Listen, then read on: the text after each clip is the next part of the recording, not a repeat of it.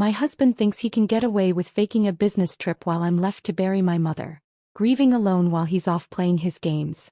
But what he doesn't know is I've already booked a flight to his destination, and this time he'll pay for his lies. The first crack in my world came subtly, almost imperceptibly, like a stone thrown into still water, sending ripples outward.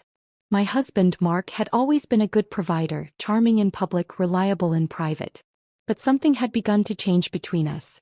It wasn't something I could pinpoint at first, just a lingering feeling that he was drifting. Our conversations had become shorter, his attentions more focused on his phone than on me. Still, I wanted to believe it was a phase, a product of his busy career. It wasn't until the phone call came, the one that shattered my illusion, that I truly began to see the truth. Before we dive into this journey of uncovering lies and seeking justice, I want to thank each of you for being here. If you're intrigued by stories of strength, betrayal, and the pursuit of truth, hit that subscribe button. It's free and helps us continue to explore these gripping narratives together. Now let's get started. I had been sitting in the living room, surrounded by the remnants of my mother's belongings, still reeling from the emotional weight of her sudden passing. The funeral had been a blur of faces and condolences, a series of motions I had gone through automatically, trying to hold myself together for the sake of others. But inside I was crumbling. She had been my rock, my guiding light. Now I was adrift in a sea of grief, struggling to keep afloat. Mark had been acting strangely distant in a way that I had brushed off as stress. He had told me just days before my mother passed that he would be away for a business trip, something about a potential merger with a company in another city. It made sense, at least on the surface. He had worked late nights on this deal for months. But as I sat there sorting through my mother's old photo albums, the familiar sound of his voice on the phone echoed through the house. "I'll be home in a few days," he had said. His tone had been neutral, even slightly distant. "You'll be okay?" "I'll be fine," I had replied, though the words felt hollow even to me. "Just trying to get through this." He had reassured me, or at least I thought so, but I could sense a disconnect in his voice, a detachment that unnerved me. The days that followed only amplified my unease. I found myself unable to focus, my thoughts continually drifting to him, to his absence, to what he was really doing while I sat alone with my grief. It wasn't until I happened upon his laptop that the truth began to unravel. I had gone into his office to look for a document I had misplaced, something he had promised to send me the day before. But as I opened his laptop, the screen flashed with a browser tab I hadn't seen before. It wasn't the usual work-related pages he frequented. Instead, it was a page displaying flight information. A one-way ticket to a city halfway across the country for a business meeting. I froze, my fingers gripping the edge of the desk as my heart began to race. The city he had told me he was visiting for work was nowhere near this new destination. I felt a sickening knot form in my stomach. Why had he lied? What was he hiding? My mind raced, imagining all the possibilities, none of them comforting. The betrayal felt like a slow, creeping poison, one that I hadn't noticed until it was too late. But that wasn't enough. I needed more. I couldn't just sit with the discomfort of suspicion. I had to know the full truth. So, over the next few days I followed his trail. I checked his phone, his emails, anything that might give me a clearer picture. I didn't find anything overt, no obvious evidence of what I feared. But there were inconsistencies, odd little details that didn't quite add up. He had mentioned being busy with meetings, but I found receipts for a hotel stay in a different city, one he hadn't mentioned. Small things, but they were enough to make my heart race with growing dread. It was on a Sunday evening, as I scrolled through his calendar app on his phone, that the truth hit me with the force of a tidal wave. He had scheduled his business trip right around the same time I had made plans for the funeral. Plans that included being with my mother's side of the family, the people who had always been there for me when I needed them most. He hadn't even offered to come with me, not even for a single moment, to show his support for the loss of my mother. My mind whirled. How could he do this? How could he act like everything was normal when I was facing such immense pain? The answer was simple: he didn't care. And the thought of that reality, of the man I had married, the man I had trusted, filling my life with lies and selfishness, was unbearable. As the anger built inside me, so did a plan. If he thought he could get away with this, if he thought I would sit idly by while he lived a double life, he was mistaken. I wasn't going to sit in the shadows of my own grief any longer. This was no longer about mourning my mother. It was about reclaiming control over my own life, over my own fate. I would go to him. I would confront him. But not as a broken woman, not as the one who was left to clean up the mess he had made. I would do this on my terms. I spent the next few days preparing, pretending that everything was normal. I made phone calls, arranged my schedule, and quietly booked a flight to the city he had lied about. The same city he had claimed to be in. He wouldn't expect me to show up, not in a million years. But that was the point. He would think everything was fine, that his lies had slipped under my radar. And when I confronted him, when I stood in front of him with the truth, he would see exactly how far I was willing to go to expose his deceit. I packed a small bag, the only one I would need for the few days I planned to be away. I didn't tell anyone where I was going. My mind was set and there was no turning back now. The grief that had once consumed me, that had weighed so heavily on my chest, was now overshadowed by a burning need for answers, for justice. And when I stepped off that plane in the city that had once been his secret, I would be ready. I didn't know exactly what I would find when I reached him, but one thing was clear. I wasn't just going to let him get away with this. Not anymore. When the plane touched down in the city, I felt my heart race. The air was thick with the weight of everything I was about to confront. I was no longer the woman who had been left at home, lost in her grief. That person was gone, replaced by someone who was driven by the need for answers. Someone determined to hold her world together by whatever means necessary. I wasn't just chasing after a lie, I was running toward the truth, and nothing could stop me now. The hotel I checked into was quiet and unassuming, nestled on the outskirts of the city.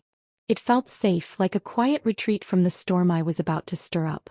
I left my bags in the room, not bothering to unpack. There was no need. I wasn't here for rest.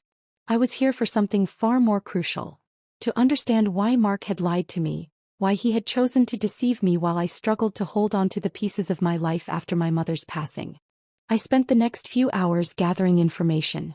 The city felt foreign to me, like a place I had no claim to, and I wandered its streets, collecting bits of the puzzle, wondering how it would all fit together when the moment of reckoning arrived. His lies had cut deeper than I cared to admit. And yet, I knew there was something more beneath his actions, something I couldn't yet see but could feel in my bones. There was a story here and I was going to uncover it. I found his hotel with ease.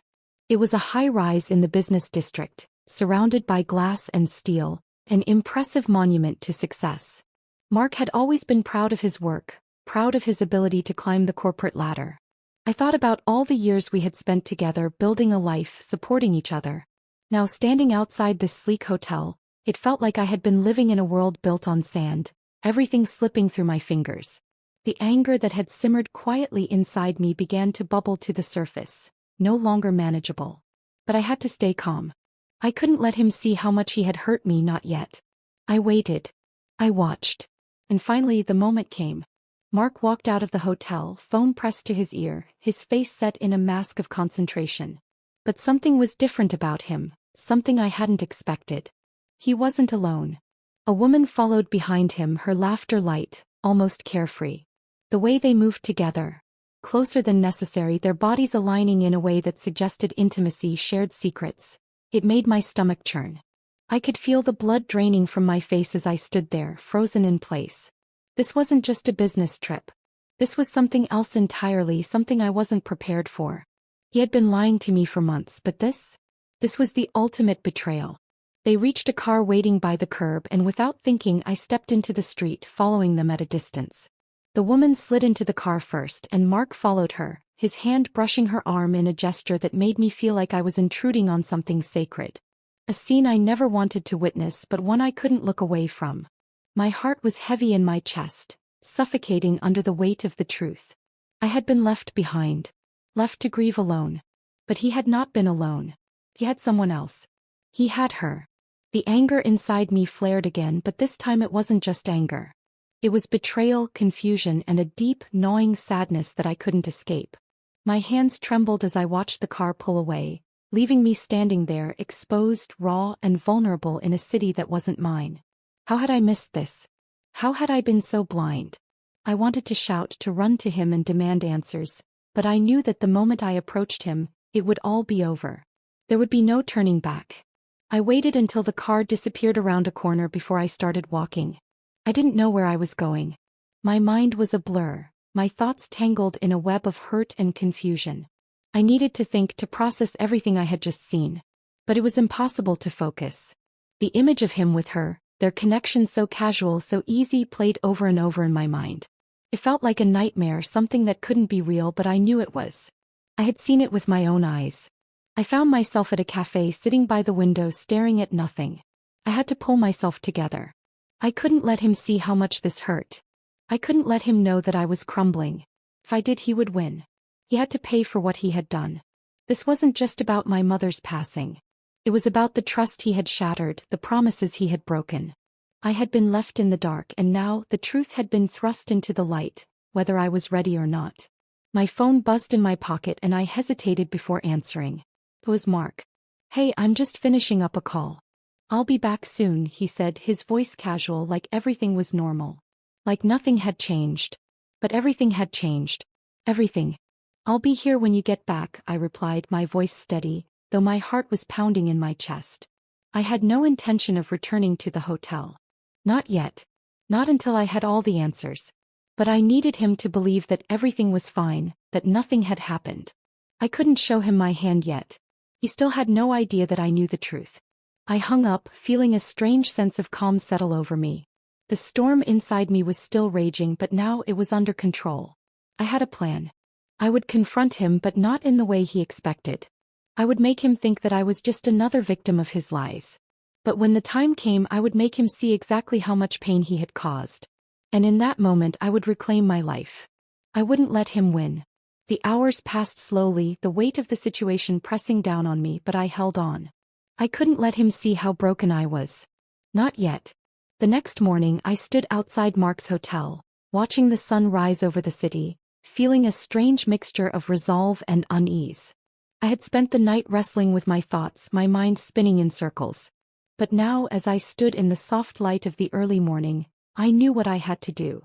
I couldn't wait any longer. The truth had already revealed itself in ways I had never imagined, but I wasn't finished yet. I still had to face him, to ask the questions that had been haunting me for days, questions that had torn at my heart and soul. I made my way into the hotel lobby, keeping my head down, walking with the sort of quiet confidence that only comes when you're prepared for a storm. The receptionist barely looked up as I passed her.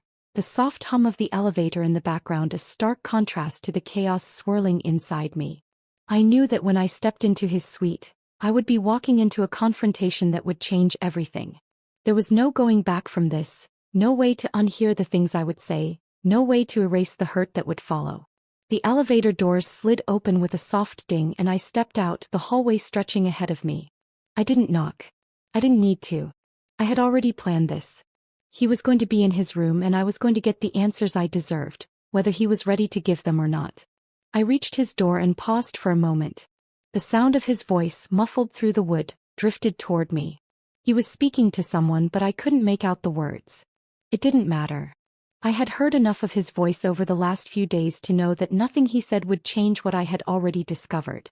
Taking a deep breath, I knocked sharply on the door. A moment passed before I heard his footsteps. When the door opened, he was standing there, a look of surprise flickering in his eyes, quickly masked by his usual confident smile. "Hey, what are you doing here?" he asked, his tone light, though I could see the tension in his posture, the way his eyes darted behind me for a split second as if checking for something, or someone, he didn't want me to see. "I came for answers," I said, my voice steady, but with an edge to it that I couldn't hide. Mark's smile faltered for a second, but he quickly recovered. "Answers? What do you mean?" "I told you I'd be back in a few days and I'm just finishing up with some work. Nothing to worry about." I stepped inside without waiting for an invitation. The room was exactly as I expected, sterile, too clean, too perfect. But there was something off about it. Something about the way everything was arranged, as though he were trying too hard to create an illusion of normalcy. I turned to face him, crossing my arms. "You're a liar, Mark. I saw you with her last night. Don't deny it." His face went pale. For a moment I thought I saw a flicker of genuine emotion. Panic, guilt, maybe fear. But it was gone almost as quickly as it appeared, replaced by his usual calm demeanor. "That's not what you think," he said, taking a step toward me, his voice more insistent now. "It's business and I..." "Business? You're trying to tell me that was business?" My voice was rising now, but I couldn't stop it. The betrayal burned like fire in my chest, making it hard to breathe. You've been lying to me, Mark. You lied about the trip, you lied about who you're with, and now you're standing here trying to make excuses. I was shaking, but not from fear. No, I wasn't afraid anymore. I was furious at him, at the lies, at how he had made me feel so small, so insignificant. The truth was now a blade, cutting through every illusion I had built up around our relationship. And yet, despite everything, part of me still wanted to hear him deny it, to hear him tell me it wasn't true, to make everything okay again. But I knew better than to hope for that. Who is she? I asked, my voice lower now, steady but filled with a quiet rage. What is she to you, Mark?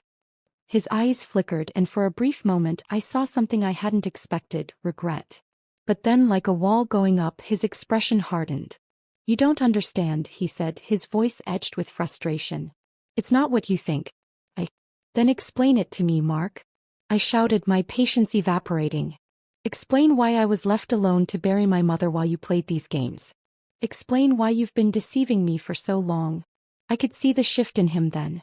He took a step back, his hands clenched into fists at his sides. I knew he was trying to figure out how to control the situation, to deflect, to smooth things over. But I wasn't going to let him. Not this time. I wasn't some naive wife who would forgive him with a few well-placed words. Look, I'm sorry about your mom, he said, his voice finally softening, but I could hear the edge to it now, the forced calmness. But this is complicated. I never meant for things to get this far. Complicated. I laughed bitterly. You think I'm going to buy that? You've been lying to me, Mark. You've been living a double life, and I've been the fool. But I'm not going to be that fool anymore. There was a long silence between us, the weight of my words hanging in the air like smoke. I could feel the tension between us thickening. The truth was undeniable now. He couldn't take it back. And for a moment I thought he might confess, might finally show me some kind of vulnerability. But instead he straightened, a coldness returning to his eyes. This is over, he said, his voice steady, but the finality in it made my chest tighten. I can't keep doing this. I was stunned. Not by his words, but by the complete lack of remorse in his tone. He wasn't sorry. Not really. He wasn't sorry for what he had done, not for the way he had treated me, not for the life he had been living behind my back. In that moment I realized something that hurt more than anything he could have said. I wasn't even part of the equation anymore. I was just an obstacle in his path. For the first time in our relationship I didn't feel sorry for him. I didn't feel pity. I felt nothing. Just an empty void, a space that was once filled with love, now hollow and cold. Goodbye, Mark, I said quietly, my voice firm as I turned to leave. I didn't look back. I didn't need to. I had already made my decision. And now, for the first time in a long time, I was free. Walking away from Mark's hotel, the reality of everything that had just happened slowly started to sink in. The silence between us had been deafening, a testament to the finality of it all. I felt oddly calm, as though a weight had been lifted off my shoulders. But deep inside, the anger still simmered, a slow burn that wouldn't be quenched until I had resolved what I had come here to do. I needed answers, not just from Mark but from myself. I had been so consumed by the betrayal that I hadn't stopped to think about the bigger picture. Why had he lied? Why had he put us in this position in the first place? There had to be more to it, more than just a secret affair or a business trip gone awry. Mark wasn't the type to be careless, to make such a glaring mistake. No, there was something beneath the surface that I hadn't seen yet. I walked the streets aimlessly for a while, trying to clear my mind. The city felt like a blur. Too bright, too noisy, a stark contrast to the quiet storm that raged inside me. I could hear my mother's voice in the back of my mind, reminding me that I was stronger than this, that I had always been capable of facing adversity head-on. But how could I face this? How could I confront the man I had spent years of my life with, the one who had promised me everything, and then lied without a second thought? As the day wore on, the answer became clear. I couldn't let it go. I couldn't just walk away and pretend everything was fine. Mark needed to face the consequences of his actions. He had taken something precious from me, and I wasn't about to let him get away with it. I went back to my hotel, my mind made up. It was time to make my move. The hotel room was still as quiet as I left it, the curtains drawn, the light from outside spilling in weakly. I sat at the small desk, pulling out my laptop. The words on the screen blurred as I tried to focus, but my mind was far from the task at hand. I had to do something, anything to regain control of the situation. I couldn't let this lie stand. My eyes flicked to my phone, the screen lighting up with a text message from Mark. "Can we talk later? I think we need to work through this." I stared at the message for a moment, feeling a surge of anger that was quickly followed by a sense of clarity. He thought he could fix it. He thought he could smooth things over with a few words and make everything go back to the way it was. But I wasn't some naive woman waiting for him to come back and apologize. I had already made my decision and there would be no turning back from it. I started typing a response. I couldn't just text him and let him think he had the upper hand. I had to make him see that this wasn't going to be a simple conversation. I wasn't going to let him manipulate me anymore. So I took a deep breath and typed. "You're right, we do need to talk. But not in the way you think. Meet me tonight at 8 at the restaurant on 3rd Street. I'll be waiting." I hit send before I could second-guess myself. This was it. This was my chance to confront him fully, to make him understand just how deep his betrayal ran. The rest of the day was a blur as I prepared for the evening. I didn't know what would happen when I saw him again, but I knew one thing. I wasn't going to let him get away with anything. I was done being the victim. I was done letting him think that his lies didn't matter. I was going to make him see the truth, his truth, and I would do whatever it took to make him pay for what he had done. At 7:30, I left my room and headed to the restaurant. It was a small, intimate place, the kind of place Mark and I used to frequent when we wanted to escape the noise of our everyday lives. It felt fitting that I would be here now, standing at the threshold of the most important conversation of my life. This wasn't just about Mark anymore. It was about me, about reclaiming my strength, about taking back control of my story. I arrived at the restaurant early, the table set with white linen, the dim lighting giving the place a warm, welcoming glow. But none of that mattered. I was here for one reason only, to make Mark face the consequences of his actions. He walked in just before 8, looking every bit the man who thought he was in control. His eyes scanned the room before landing on me, a hesitant smile forming on his lips. But when he saw my face, the smile faltered, replaced by something closer to wariness. Good. He should be afraid. He should know that this wasn't going to go the way he expected. "Hey," he said softly, sliding into the chair across from me. "You wanted to talk?" I nodded, my gaze unwavering. "Yes, I do." There was a long pause. I could see him trying to figure out what was happening, trying to read me. But he didn't know. He didn't know what I was capable of now. "You've been lying to me, Mark," I said, my voice low but steady. "You've been living a double life. And I can't pretend anymore that I don't know. I saw you with her. I saw you both together, and I won't sit here and act like it's nothing." He opened his mouth to speak, but I held up my hand, silencing him. "No more excuses. No more lies. I'm done being the fool." I could see the panic begin to rise in his eyes, the familiar defensive mask slipping. But it was too late for him to salvage this. I wasn't the woman who would forgive him with a few smooth words anymore. I wasn't the woman who would look the other way and pretend everything was okay.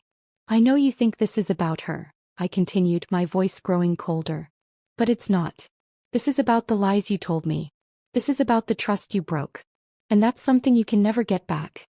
Mark shifted in his seat, his hands fidgeting nervously, but he didn't say anything. It was clear he didn't have an answer for me, not one that would make this right. But I wasn't done yet. Not by a long shot. "I know what you've been hiding, Mark. And I'm going to make sure everyone knows the truth." His face paled, the realization sinking in. This wasn't just a confrontation. This was the beginning of his downfall. "I'm not asking for an apology," I said, standing up from the table. "I'm taking control now. And I'm going to make sure that no one ever forgets how you treated me." With that, I turned and walked out of the restaurant, my heart pounding in my chest. It wasn't over yet. But I had taken the first step toward reclaiming my life. And nothing was going to stop me now. As I walked out of the restaurant, my heart still pounding in my chest, I couldn't shake the feeling that something had shifted inside me. This wasn't just about Mark anymore. It was about who I was becoming, who I had to become in order to move on from this mess. The anger had started to feel more like a tool, a means to an end, rather than an all-consuming force. But as I reached the street, the bitter sting of betrayal was still sharp, and I couldn't deny that a part of me wanted nothing more than to confront Mark again, to push him to the edge and make him face what he had done. I wanted to see the regret in his eyes, to hear the desperation in his voice as he pleaded for forgiveness. But I knew better. I had to be smart. I couldn't let my emotions control me now. Not when I was this close to getting what I wanted. I pulled my phone out of my purse and checked the time. It was nearly midnight. Mark hadn't contacted me after I left the restaurant. I didn't expect him to. I knew he would be trying to figure out what to do next. He'd probably reach out tomorrow when the dust had settled. But I didn't want to wait. I wasn't going to give him that luxury. I made my way back to my hotel, my mind racing with 1,000 different thoughts. Was it really over? Could I just walk away and leave him to deal with the mess he'd created, or did I have to do something more? Something bigger? The more I thought about it, the more I realized that I couldn't stop now. I had started something and I had to see it through. When I entered my room, I locked the door behind me and sat down at the desk. The quiet of the room felt suffocating. My fingers hovered over the keys of my laptop, unsure of where to start. The situation had escalated so quickly, but now I was in control. This was my story and I had the power to shape how it ended. I needed more information. Something that would give me the leverage I needed to make Mark's life a living hell. There had to be something he was hiding, some piece of the puzzle that he hadn't accounted for. I thought back to what I had overheard in the parking lot earlier. Mark's words had stuck with me, the way he had mentioned someone named Olivia. At the time I hadn't thought much of it, but now it felt like a key piece of the puzzle. I had to find out who she was, what role she played in this web of lies. I fired up my laptop and began searching, diving deep into his professional life. I knew Mark well, better than anyone. I knew his routines, his colleagues, the places he frequented. I could feel the frustration rising as I scrolled through countless pages of company emails, project reports, and corporate memos. None of it was useful, none of it led me to the answers I was desperately searching for. Then a sudden thought struck me. What if the key to understanding Mark's behavior wasn't in his work life? What if it was in his personal life? Something more hidden, something he had worked hard to keep buried. I recalled the conversations I'd overheard about Olivia, about the private trips Mark had taken to places I never knew about. Maybe there was more to those trips than he had let on. With newfound determination, I focused on Mark's personal accounts. After some digging, I found an old email account that seemed disconnected from his work. An account he must have forgotten about. There, buried among the dozens of old emails, was a thread between him and someone named Olivia. The emails were casual at first, filled with mundane exchanges about business, but soon they turned more personal. They spoke about weekend getaways, private dinners, and subtle hints at something more. The tone shifted over time from friendly banter to something more intimate. I felt my breath catch in my throat. This wasn't just an innocent friendship. These emails told a story of something deeper, something darker. I scrolled through page after page, reading every word, piecing together the puzzle. As the emails became more personal, one email stood out. It was sent just a week before Mark's business trip. "I can't wait to see you again. You know how much I love our time together. Let's make this weekend unforgettable." My fingers trembled as I read those words. This wasn't just a business relationship. This was an affair. I had suspected it for so long, but now I had the evidence. Mark had been hiding it all along, and I had finally uncovered the truth. But there was still one thing that didn't make sense. Why had he been so careful to keep this relationship under wraps? What was he trying to protect? The answer came to me suddenly.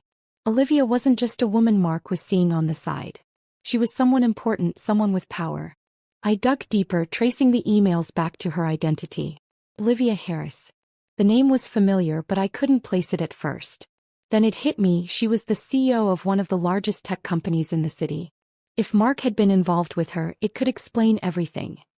His secretive trips, his sudden absences, his increasingly erratic behavior. But why had he kept this from me? The more I thought about it, the more the pieces started to fit.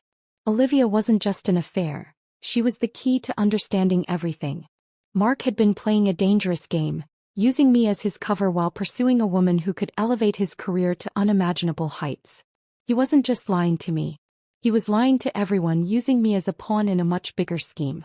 I leaned back in my chair, the weight of the revelation settling over me. This wasn't just about revenge anymore. It was about exposing the truth, showing the world who Mark really was. I had to make sure everyone knew what kind of man he truly was. Someone willing to destroy everything for personal gain. I sat there for what felt like hours, turning over every detail, Every moment, every lie. The truth was ugly, but it was powerful. And I wasn't going to let Mark get away with it. I had uncovered the secret that he had fought so hard to keep hidden, and now it was my turn to turn the tables. The next step was clear. I had the evidence and I knew exactly what I had to do. It was time to make Mark pay for the life he had stolen from me, the life he had destroyed. But this time I wouldn't be the one left holding the pieces. This time it would be him. It had been 3 days since I uncovered the truth about Mark, and I couldn't stop the rush of emotions that swept through me. Betrayal, anger, disbelief. Each one tangled together, forming an overwhelming tide that pulled me under. But now as the hours passed, something inside me was shifting.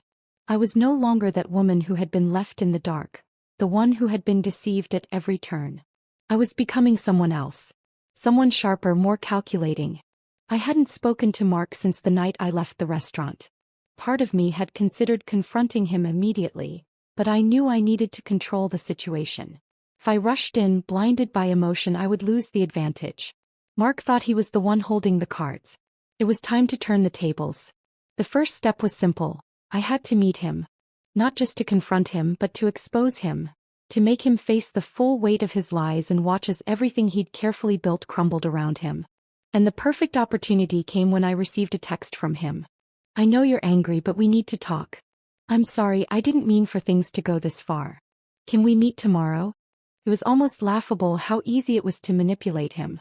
He wanted to fix things, to pretend everything could go back to the way it was. But I knew there was no going back. There was only one way forward, and it was through exposing him for the fraud he was. I agreed to meet him, but I wasn't going to let him control the narrative. I chose a neutral location, a quiet cafe, one where he wouldn't expect anything unusual, a place he could feel safe. I knew he would come, thinking he could talk his way out of it, thinking he could convince me that his actions had all been justified. But I was ready. The next afternoon I sat at a corner table, my fingers tapping nervously against the edge of my coffee cup. The warm aroma of the coffee shop filled the air, but it did little to calm my nerves. My heart pounded as the minutes ticked by, each one stretching into an eternity. I had planned for this, rehearsed the confrontation in my mind over and over. But nothing could prepare me for seeing him again. When the door opened and I saw Mark walk in, I froze. His usual confident stride was absent. Instead, he seemed hesitant, almost cautious. His eyes immediately scanned the room, and when they landed on me, I saw the brief flash of guilt. He was trying to hide it, but it was there, in the way he shifted on his feet, in the tightness of his jaw. He approached the table, and for a moment neither of us spoke. We just stared at each other. Two people who once shared everything, now reduced to nothing more than strangers tied by betrayal. Finally, he broke the silence. "I know I've made a mess of things," Mark said, his voice low. "But you have to understand it wasn't what you think." I raised a hand to stop him. There was no point in letting him spin his lies anymore. I had heard enough. "No," I said firmly, my voice steady despite the hurricane of emotions inside me. "I've heard all your excuses, Mark. I've seen the emails. I know everything. You can't talk your way out of this." Mark's face paled as I said the words. I could see the realization dawning on him. The fear, the panic. He hadn't expected this. He thought he could smooth things over with a few words, but I wasn't falling for it. "You don't get to do that anymore," I continued, leaning forward slightly. "You don't get to lie, to manipulate, to use me as a pawn in your games. You've been playing this whole time, haven't you, Mark? It wasn't just about Olivia. It was about everything, your career, your image, your ego. And you thought you could just drag me along like I was nothing. Well, I'm done." His expression shifted again, this time to something darker. The anger that had been brewing beneath his surface finally broke through. He stood up suddenly, his chair scraping harshly against the floor. I remained seated, unflinching. "You have no idea what you're talking about," he snapped. "You think you've uncovered some big secret, but you're just—" "Don't," I interrupted, my voice calm but resolute. "Don't try to turn this around on me. I know exactly who you are now. And I know what you've been doing." Mark's hands clenched into fists, and for a moment I thought he might lose control. But he didn't. Instead, he took a deep breath and sat back down. The fury in his eyes remained, but now there was something else. Something more calculating. "You think you can just ruin my life because of a little mistake?" he asked, his voice barely above a whisper. You're making a huge mistake. This isn't just about us, about what happened between us. If you go public with this, if you make any of this known, you'll regret it. A chill ran through me at his words. There was a threat hidden beneath the surface, a darkness I hadn't anticipated. But I wasn't afraid. I had no intention of backing down now. The game had changed. It wasn't just about revenge anymore. It was about power. I don't think you understand, Mark, I said slowly. You're already exposed. It's already done. All I have to do is press send and everything you've worked for will be gone. Your career, your reputation, all of it will come crashing down. His eyes narrowed, and for a moment I thought he might try to take control again. But this time I wasn't giving it up. I held the cards now, and he knew it. The tables had turned. Who do you think you are? He spat, the anger rising again. You're not some saint. You think you're better than me? This isn't about you, it's about me. You're just another person who got in my way, just like all the others. I didn't flinch. No, Mark. This is about you. And now I'm going to make sure everyone knows exactly who you are. I'm going to make sure they see the real you. I stood up, my hands trembling slightly but my resolve stronger than ever. This is your last chance. Walk away and we both move on. Or you can keep pushing and I'll make sure the world knows the truth. It's your choice. Mark's gaze stayed fixed on mine for a long moment, the tension hanging thick in the air. Finally, he exhaled as if resigned to his fate. I'll walk away, he muttered, his voice barely audible. But don't think this is over.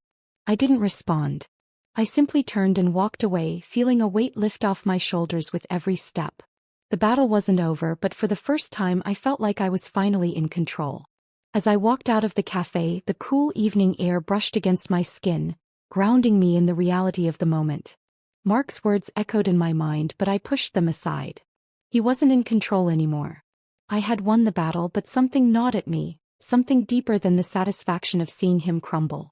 The truth had come out, and yet I couldn't shake the feeling that I was stepping into unknown territory. The city felt different now. As I made my way back to my apartment, the familiar streets seemed unfamiliar, as if I was seeing everything for the first time. There was a weight in the air, a quiet tension that hadn't been there before. It wasn't just Mark I had to deal with anymore. It was the ripple effect, the consequences of exposing him for the fraud he was. I couldn't deny it. What I had done wasn't without its price. As much as I hated Mark, as much as I wanted him to face the full weight of his actions, I knew there would be others who would be caught in the fallout. I had already begun to feel the pressure mounting, the sudden withdrawal of a few of my own professional contacts, the whispers that seemed to follow me wherever I went. It was inevitable, wasn't it? People didn't like to face the truth when it was uncomfortable, especially when the truth threatened to expose them as well. I couldn't go back, though. I had made my choice. Mark had underestimated me, thinking that I would cower, thinking that I would beg for forgiveness. But that wasn't who I was anymore. I had become someone different in this journey, someone stronger. That evening I sat alone in my apartment, staring out the window. The city lights twinkled in the distance, casting an almost peaceful glow over everything, yet I could feel the storm brewing within me. Mark had walked away from our meeting, but I knew he wouldn't stay quiet for long. The wheels in his mind were already turning, plotting his next move. The question was, would he take it further? Would he go down with everything, or would he try to redeem himself by dragging me down with him? It wasn't just about Mark anymore. It was about everything he represented.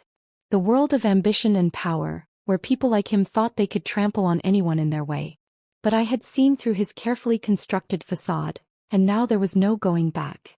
The phone rang, pulling me from my thoughts. I glanced at the screen and saw a name I hadn't expected, Olivia. My heart skipped a beat. She had been a shadow in my investigation, a ghost in the background, but she was now very much a part of this story. I hesitated for a moment before answering. Olivia? Her voice was calm, almost too calm when she spoke. I know you're angry, but we need to talk. Talk? I said, the edge of disbelief creeping into my tone. After everything?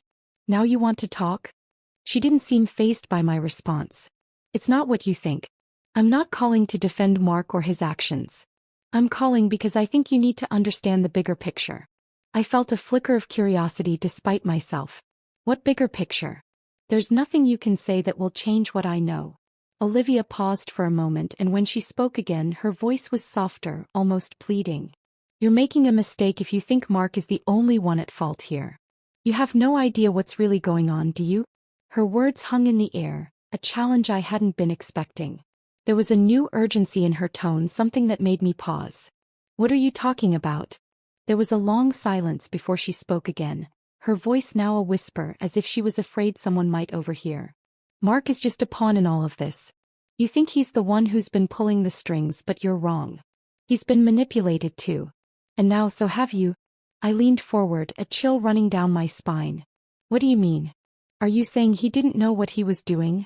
Olivia's laugh was bitter, tinged with something darker. No, he knew exactly what he was doing. But he didn't have a choice. None of us did. You're not the only one who's been played, you know. Mark may be the face of this, but there's a much bigger game at play. The words hung in the air, each one heavier than the last.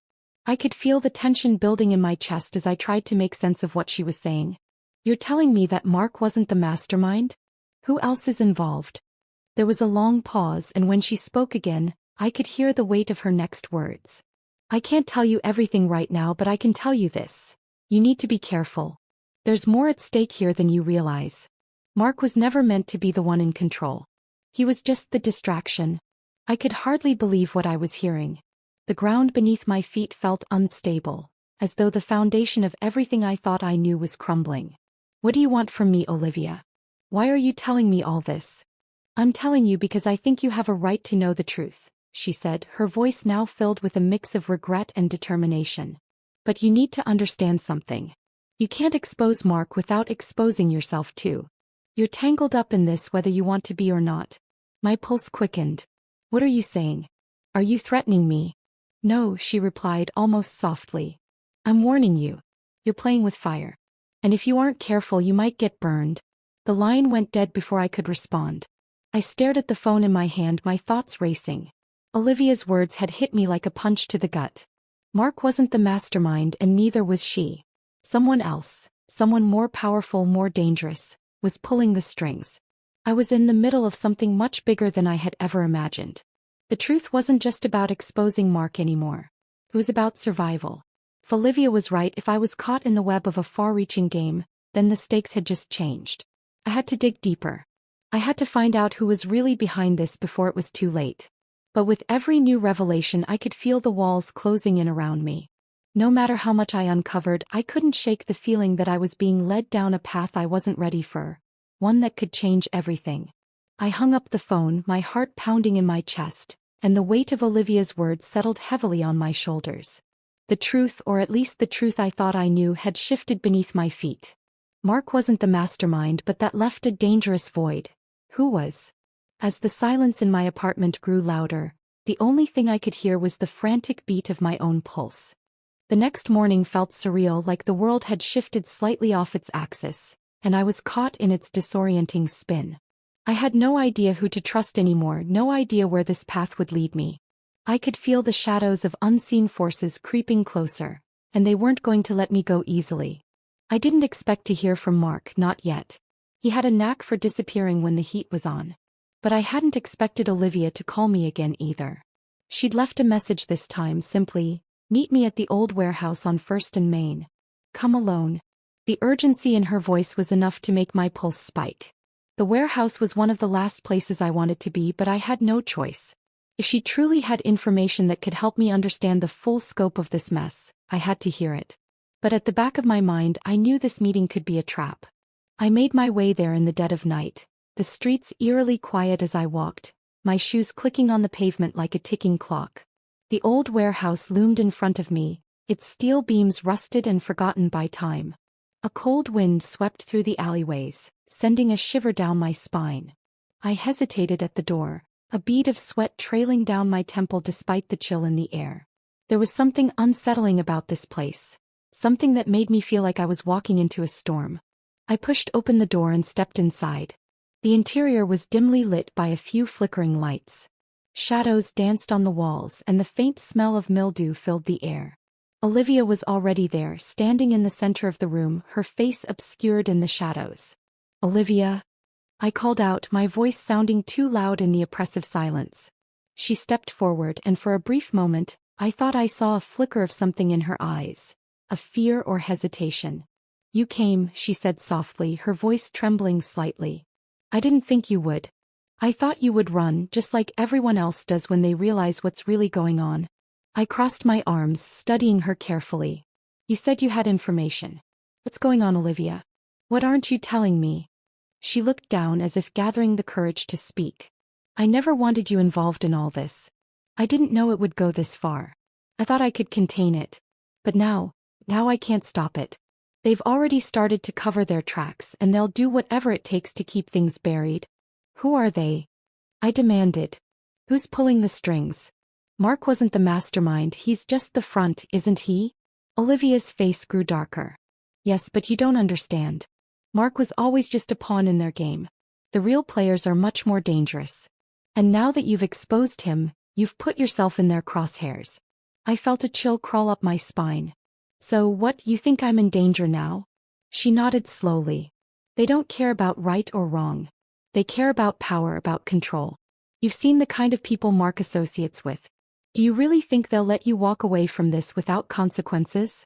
I shook my head, frustration bubbling to the surface. I didn't ask for this. I didn't want any of this. I just wanted to expose the truth. I wanted to make him pay for what he did to me, to all of us. And now I'm being dragged into some kind of shadow where I don't even understand. Olivia's expression softened for a brief moment, but then her face hardened again, the resolve settling back in. You're in this now whether you want to be or not. You can't turn back. But you have a choice. There's still a way out if you're willing to make it. I felt a surge of hope. A way out. How? Tell me. She stepped closer, her voice barely above a whisper. There's one person who has the power to stop all of this. One person who can expose the truth and shut down everything that's happening. But it's not going to be easy. And it's not going to come without a price. Who is it? I asked, desperation creeping into my voice. Tell me, Olivia. Please. Her eyes flickered with doubt. His name is Carter North. He's the one who controls everything. Mark, the shady deals, everything.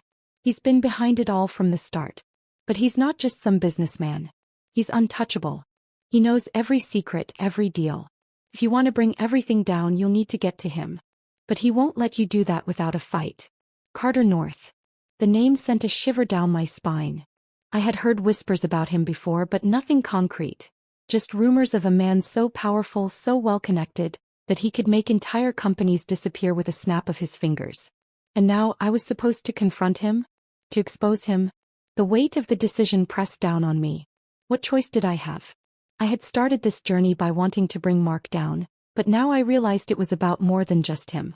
It was about a system of corruption, a network of deceit that went deeper than I could ever have imagined. You're saying I have to take him down? I asked, my voice hoarse. Olivia nodded. Yes. But it won't be easy. And it will cost you more than you think. If you want to stop them, you'll have to play their game.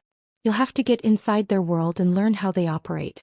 But once you do, there's no turning back. I stood there, caught between the looming danger of confronting Carter North and the knowledge that if I didn't act, I would never be free of the web that had trapped me. The choice felt impossible. But I couldn't back down now. Not after everything I had already sacrificed. I'll do it, I said, the words slipping from my mouth before I could fully understand their meaning. I'll find a way to bring him down. No matter what it takes. Olivia's eyes studied me, and for the first time, I saw a hint of something like respect in them. Then you'd better be ready. Because this will change everything. And with those words, the storm that had been brewing for so long finally broke. I wasn't just playing with fire anymore. I was walking right into the heart of it. As the tension built, I could feel my hands trembling. The flight had been long, but my mind was racing. Every moment felt like 1,000 years. It was a strange feeling. This was the moment when I had to face him, the man I had once trusted completely. How had I ended up here? I could almost hear his voice echoing in my mind, telling me how much he loved me, how he could never hurt me. But the lies had been too much. It wasn't just the business trip. It wasn't just the time away when I needed him most. It was everything. The little things I noticed. Disappearing for hours, strange phone calls, messages I wasn't supposed to see. He had thought I was too naive to understand, too lost in my own grief to notice the cracks forming in our marriage. But now, standing on the precipice of everything, I saw it clearly. The betrayal, the manipulation, the games he played. The city below me looked peaceful from the airplane window, but I knew better. There was nothing peaceful about what was coming. I had no idea what I was walking into, but that was the point. I was no longer in the dark. No longer in the position of vulnerability he had conditioned me to be in. I had learned too much. Stepping off the plane, I was engulfed by the heat of the city. It was hot, sticky, the kind of climate that made everything feel heavy, like the air itself was conspiring against you. But I walked with purpose. I wasn't lost anymore. The destination he had so carefully crafted was now my playground. And I wasn't going to let him win. I had found the hotel where he was supposed to be staying. Of course, I had made sure to check every detail. His flight, the schedule, the details of the meetings. Everything. It all led here. He thought he was playing the game, but I was no longer the pawn. This time I was the one making the moves. When I reached the hotel, I couldn't help but smile to myself. He wouldn't see me coming. I was going to make him regret everything. As I walked up to the front desk, I could feel the adrenaline coursing through my veins. My heart was pounding, and yet there was a strange calmness in my thoughts. It was like everything had led me here, to this single moment. "Excuse me, I'm looking for my husband," I said, using the name I once held dear. The receptionist looked at me, momentarily confused, before nodding. "Room 508, she said. I didn't even thank her. I just turned, my eyes fixed on the elevator. Room 508. A small number, but it carried so much weight. The doors opened, and as I stepped inside, I could feel my heartbeat in my throat. What was I going to say when I saw him? What was I going to do? I wasn't sure. But I knew one thing: he had to face the consequences. The elevator dinged. The door opened. There it was, room 508. I knocked, the sound of my knuckles against the wood echoing through the silence. There was a pause. A shift. Then the door cracked open slightly and I saw his face. The same face I had trusted, loved, built a life with. His eyes widened for a fraction of a second, just enough for me to notice. But he quickly masked it with a forced smile. "What are you doing here?" His voice was calm, too calm. Almost like he had expected me. I didn't answer immediately. I just looked at him, taking in the way he seemed, almost too composed, too relaxed. As though he had been prepared for this moment, for me to finally uncover the truth. But how much of the truth? I needed him to reveal everything. To break. And in that instant I realized, I didn't need to speak a word. My presence here was the truth he feared most. "What's going on, Jack?" I asked, my voice barely above a whisper, but it held weight. He hesitated. "It's not what you think." "No," I interrupted, stepping closer. "Don't even try that. I know exactly what's been going on. I know about the meetings, the lies, the other people you've been involved with. Don't try to play this off like it's nothing." His eyes shifted. Something broke in them. The confident mask he had worn for so long cracked. "You don't understand," he said, his voice faltering for the first time. I understand more than you think," I said, my voice steady now, each word carrying more weight than I had ever imagined possible. "You thought you could get away with everything. You thought I was just going to sit back and let it all slide." He stepped back, his face pale now. But I wasn't done. I wasn't just here to confront him. I was here to take back my life, to demand the closure I had been denied for so long. "You think you've won, Jack, but you haven't," I said, my voice colder now, every ounce of fury and pain I had been holding in coming to the surface. "This game ends now." There was a long silence. The air between us thickened. And then, with a slow, deliberate movement, I turned and walked away. I didn't need to hear his excuses, his lies. I had already won in more ways than one. As I walked back down the hall, my phone buzzed. A text message from a friend, one who had known my struggle. "You're free now," it read. And that's when I realized, for the first time in a long while, I was no longer bound by the chains of lies. I was free. The truth had set me free.